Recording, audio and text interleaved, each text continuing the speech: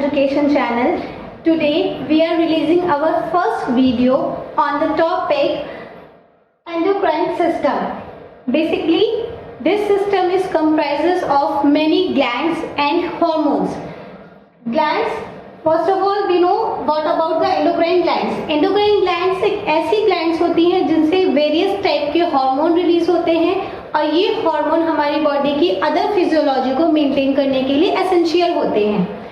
Endocrine system एक ऐसा system है जो हमारी बॉडी की होम्योस्टैसिस को मेंटेन करता है.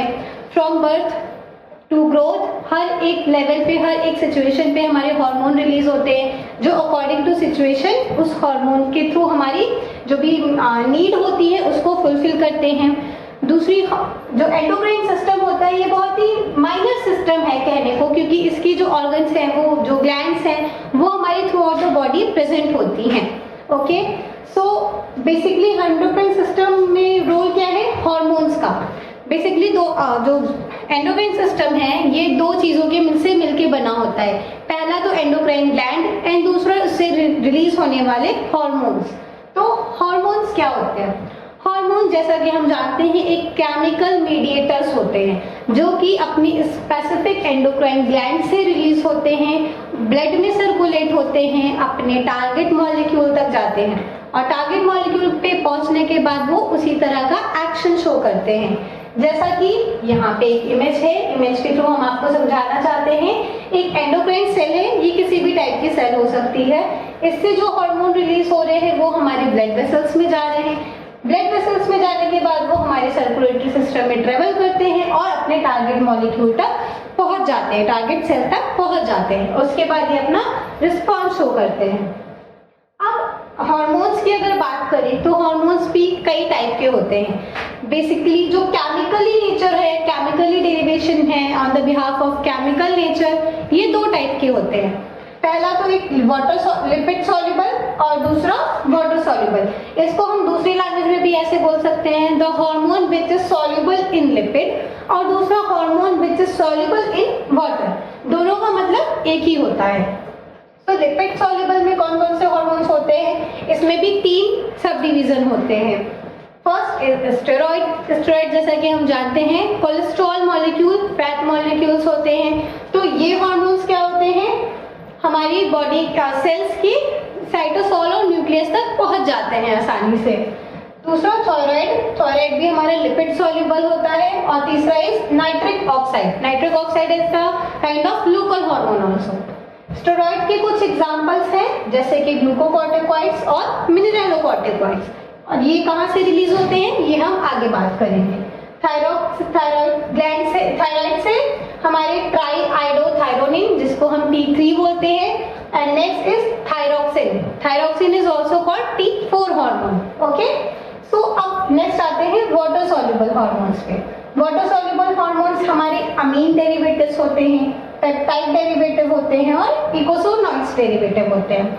सो इन सबको डिस्कस करने से पहले हमें ये जानना है कि वाटर सॉल्युबल है क्या. मतलब ऐसे हार्मोन्स जो वाटर में ज्यादा सॉल्युबल हो जाते हैं. तो अगर ये वाटर में सॉल्युबल हो रहे हैं तो जाहिर सी बात है ये हमारी सेल के अंदर नहीं इंटर कर पाएंगे. तो इनके लिए जो रिसेप्टर है, जो प्रोसेस है वो सेल मेम्ब्रेन के ऊपर ही होती है. ओके, इसको भी हम आगे डिस्कस करेंगे. Next circulatory hormones and local hormones.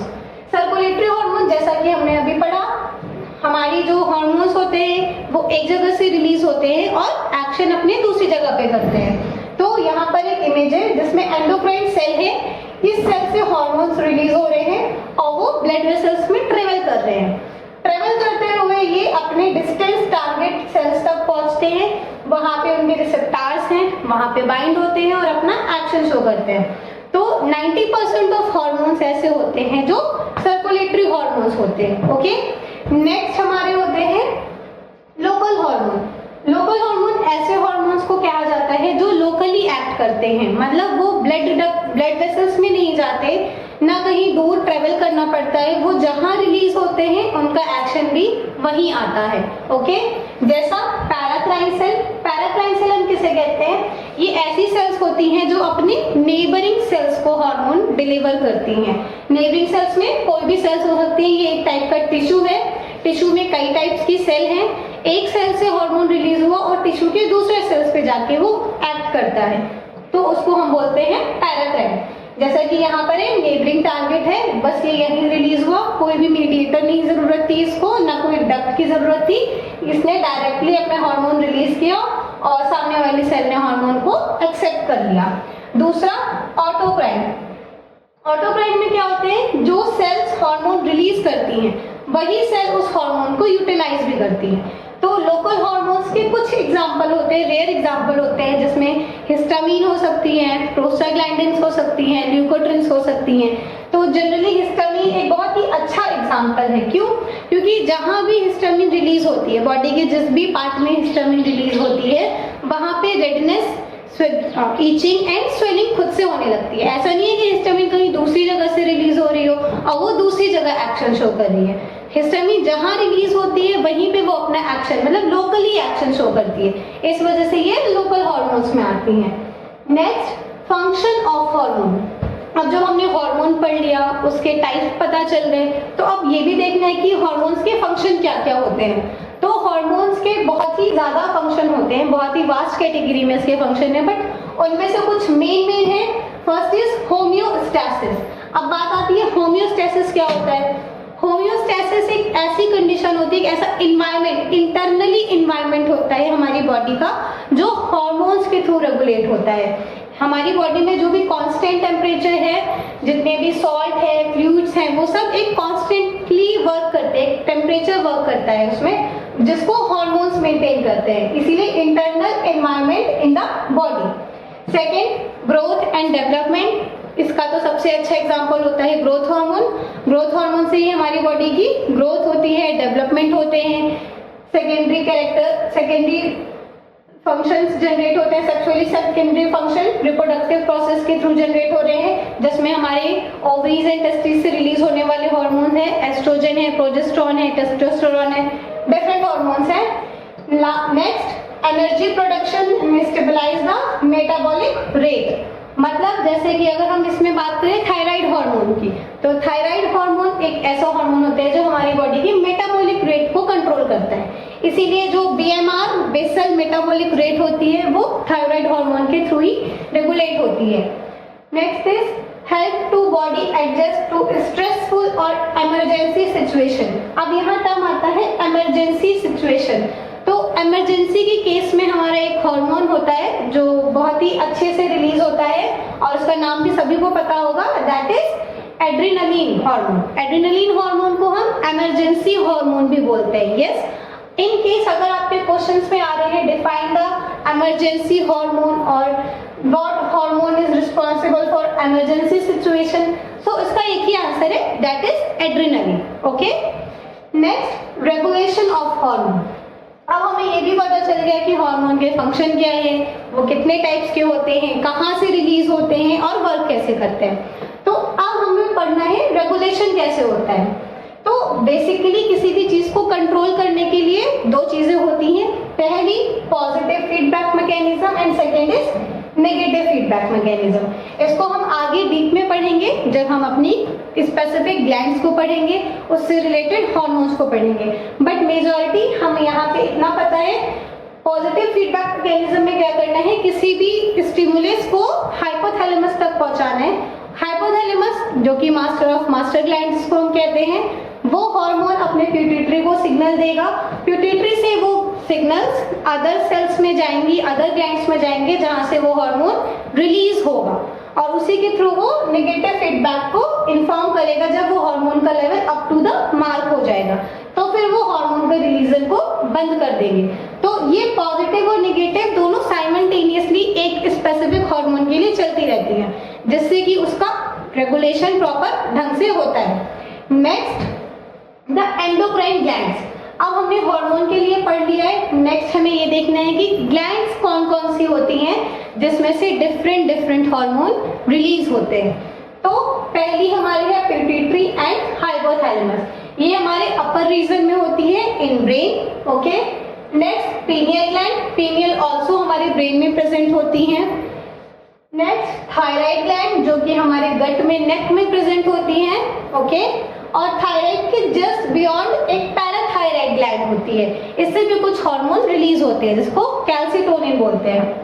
Second, pancreatic islets. Pancreatic islets में हमारे इंसुलिन, ग्लूकेगॉन, सोमैटोस्टैटिन, ये तीनों चीजें जब रिलीज हो रही हैं तो वो एज अ एंडोक्राइन सिस्टम की तरह वर्क करता है। Okay, next is adrenal gland. Adrenal gland situated in just upper portion of kidney. Kidney के जस्ट ऊपर जो ग्लैंड प्रेजेंट होती हैं उनको हम एड्रिनल ग्लैंड बोलते हैं। एड्रिनल ग्लैंड के भी दो पार्ट होते हैं, adrenal cortex and adrenal medulla, और इन दोनों से ही अलग अलग टाइप के हार्मोन रिलीज होते हैं जो अलग अलग फंक्शन करते हैं। Last is ovary and testis. Ovaries in female, testis in males. Okay, so इन सारी ग्लैंड्स को हम एक एक करके डिस्कस करेंगे वन बाय वन, जो कि पहला है pituitary glands. Okay, so what is pituitary gland? Pituitary gland and hypothalamus, ये दोनों साइमल्टेनियसली वर्क करते हैं, मतलब ये दोनों एक साथ मिलके बॉडी की अदर ऑर्गन्स और अदर ग्लैंड्स को कंट्रोल करते हैं, इसीलिए हम पिट्यूटरी को मास्टर ग्लैंड बोलते हैं, जबकि हाइपोथैलेमस को मास्टर ऑफ मास्टर ग्लैंड बोलते हैं। तो और अगर हम इसकी लोकेशन की बात करें तो हाँ, पिट्यूटरी ग्लैंड हमारे जस्ट स्फेनॉइड बोन के अंदर एक रीजन है हाइपोफाइजियल फोसा।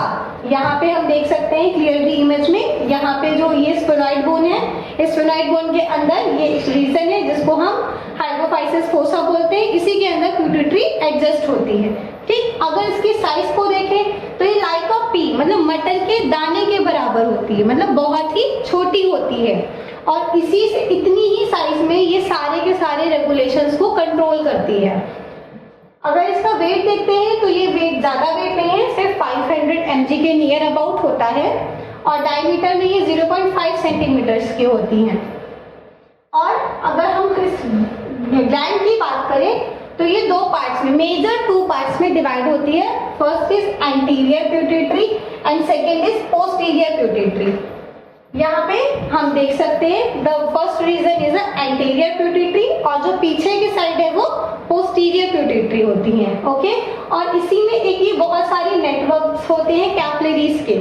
ये कैपिलरीज क्या करती हैं? हाइपोथैलेमस और पिट्यूटरी, इन दोनों के बीच में एक रिलेशन मेंटेन करती हैं। इन्हीं कैपिलरीज के थ्रू इनहिबिटिंग और रिलीजिंग दोनों ही हार्मोन्स पिट्यूटरी तक पहुंचते हैं और वो अपने सिग्नल को आगे जनरेट करते हैं।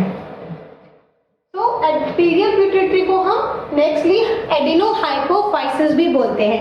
एडिनोहाइपोफाइसिस का मतलब होता है अप रेगुलेटिंग हार्मोन्स को रिलीज करना।